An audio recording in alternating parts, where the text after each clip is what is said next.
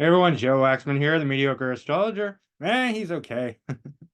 What's up, guys? I hope you're doing okay. And in this video, I want to talk about why all the houses have to do with sex. So we're going to talk about sex, we're going to talk about astrology, and we're going to talk about the sexes in relation to the houses. And guys, before you get upset about what I'm going to say, it's kind of a parody, but there's a point to it. And so just have fun and we'll get to some meaningful conclusions at the end. All right, so why are all the houses have to do with sex, not just the eighth house, right? All right, so the first house is all about sex. I'll tell you why, because the first house is the body, right? And sex has to do with the bodies. So if you want to know where to find sex in your chart, look to the first house because you can't have sex without bodies. And sex is a very physical thing. The first house is a very physical thing. It's a very physical place, right? It's the place of the body, right? And if you got a hot body, chances are people are going to want to have sex with you. So that's why the first house has to do with sex. The second house has to do with sex too, because the second house is all about, among other things, resources, assets, self-confidence, self-worth, and aesthetics. It's how you present yourself. It's how you dress, the makeup, the hair, the jewelry, the earrings, all that, razzle dazzle. It's your outward attitude. It's kind of like the mask of the chart. And yeah, if you present yourself well, if you're self-confident and you look good, people are going to want to have sex with you. Right? And that says a lot about your sexability, right? Your sexual attraction and all of that. Right. So the second house is everything to do with sex, right? The third house is all about sex. Why is the third house all about sex? Is because if somebody has an amazing intellect and expression and they can talk well and they can think well, that's sexy, right? I don't care what you say. That is so sexy if somebody can talk and express and communicate and does amazing things with their hands. I mean, talk about body work, massage. Massage is sexy as hell, right? You can get a lot. Uh, you can do a lot of things with body work, with your hands, right? With sex and sexuality. So the third house is all about sex. If you want to know about sex, look to the third house.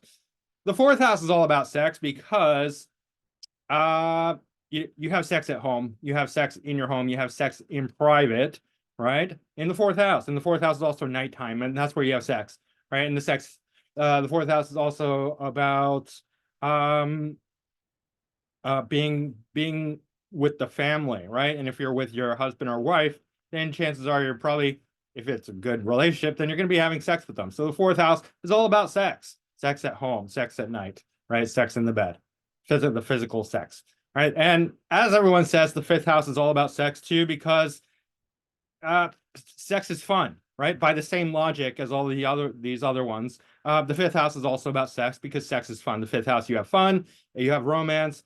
The sex, I mean, sex is a natural conclusion to that. You're going out to dinner with a date, you're having a great time. If it all goes well, you're going to go home and have sex. Probably not going to have sex at the restaurant. That's the only catch there, right? But yeah, sex is fun. They say casual sex is the fifth house because it's fun, it's casual and all that, right? But it's the same logic as the rest of it, right? The sixth house is all about sex because in sometimes in sex you need to serve the other person. I mean, that's just the way it goes. You need to do your duty. You need to do your due diligence. It's hard work for some people sometimes, but you need to take care of what needs to be taken care of. And it can be a daily task. It could be part of your daily routine.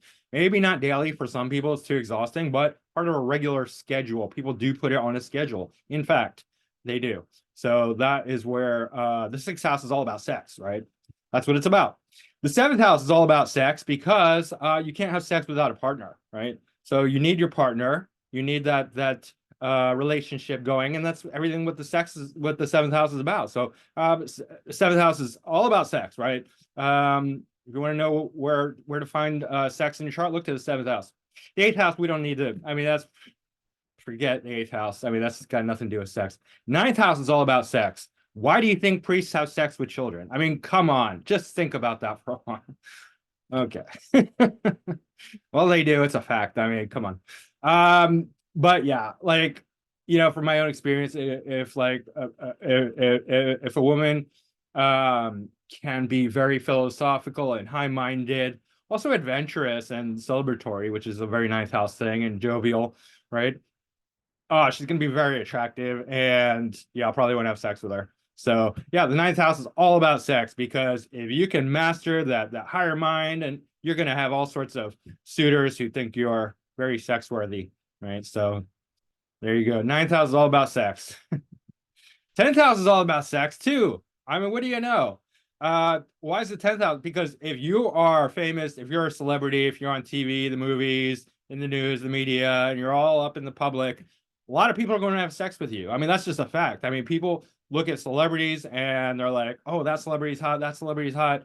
I want to have sex with them, right? Like that happens all the time.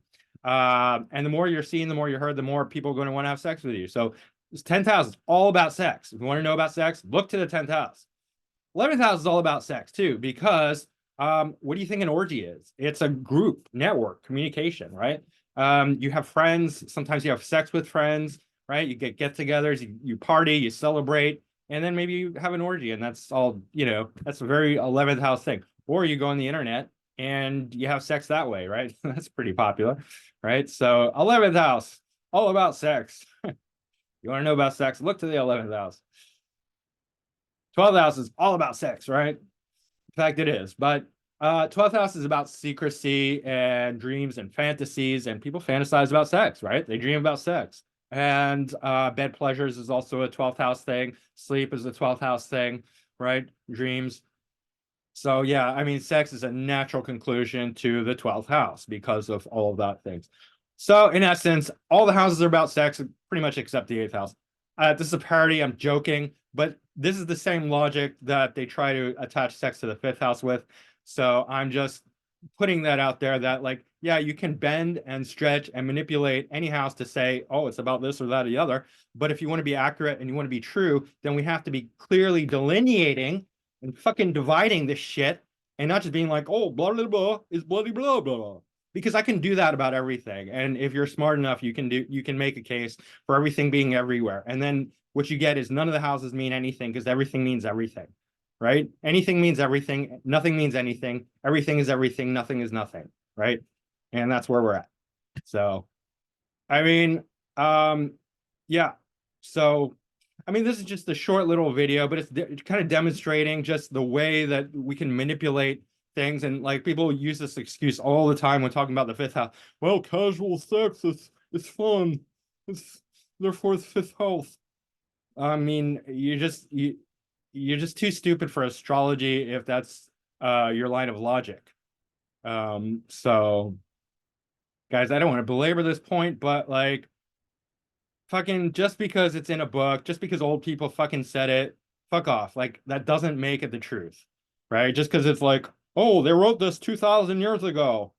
That's like fuck off. That could be just as wrong as somebody writing on the internet, somebody fucking comment under, random, like internet astrology forum, somebody writes a comment saying the stupidest fucking thing. It's about as equal. It's equal. It's equal. 2,000-year-old book, random schmuck writing his uneducated opinion on Facebook, right? It doesn't, if it's wrong 2,000 years ago, it's wrong now. I mean, time doesn't really matter. It's not that if it was written in a book 2,000 years ago, that makes it more right than anything that's written now, right? I mean, why do we give credence to old shit just because it's old? That's dumb. I mean, maybe I'm more on this trip because I'm very Uranian, so I don't give a shit about tradition. I just don't give a shit about tradition. Like fuck tradition. But that's why I'm here. So I'm not, if people have Saturn on the ascendant or a very strong Saturn or very Saturnian, they might be really tied to history, right? And be like, well, this is the tradition, this is where it came from. Fine, fine, but I'm coming from a different angle. I'm here to fuck all that shit up and just, blow it up, right? Because fact is things change and we don't become stupid, or we become smarter overall with our experience, right? As a collective humanity. So I'm not in favor of like older is better kind of stuff. I think actually newer is better. Like we build on top of what's old and we come to better conclusions, not worse conclusions. Right. So yeah, fifth house, it's just not sex. It's not. It's entertainment and it's fun and it's romance and it's yes, you can draw parallels and conclusions, but you like I just demonstrated, you could do that with all the houses and you could do that with every topic. Right. We could say everything is everything. We could just any delineation that we have about the different houses, we could go to each and every house and be like, yeah, but that's also this house, and it's also this house, and it's also this house, and it's also this house. And yeah, every house is everything, right? So, I mean, it just gets dumb when you do that. Like it's just dumb. And if it's like you're trying to shoehorn something in just because some old book said it, like fuck off. Like I don't give it. I'm not trying to validate fucking old astrologers. Like I don't care if they're wrong. They could be wrong, and it's just like I'm not attached to. I have zero allegiance to them. Right. I have zero need to validate the old books and just be like, well, it's old, therefore we should, you know, shoehorn the shit out of it just to make it fit, even when it doesn't fucking fit. Right? Just fuck like no. No. Anyway, guys, that's my little parody humorous rant for this morning, and hope you found it entertaining and maybe educational, hopefully. So anyway, hit that like button and leave a comment down below. Subscribe if you haven't already, book a reading, all that good stuff. And guys, I'm the mediocre astrologer signing off. Yeah, he's okay. And I hope you're okay. And yeah, as I always say, laugh it off, guys. Take a victory laugh and win before you win. Um, you know, be positive. Be positive. If that's your blood type, be positive, I guess. All right. All right, bye.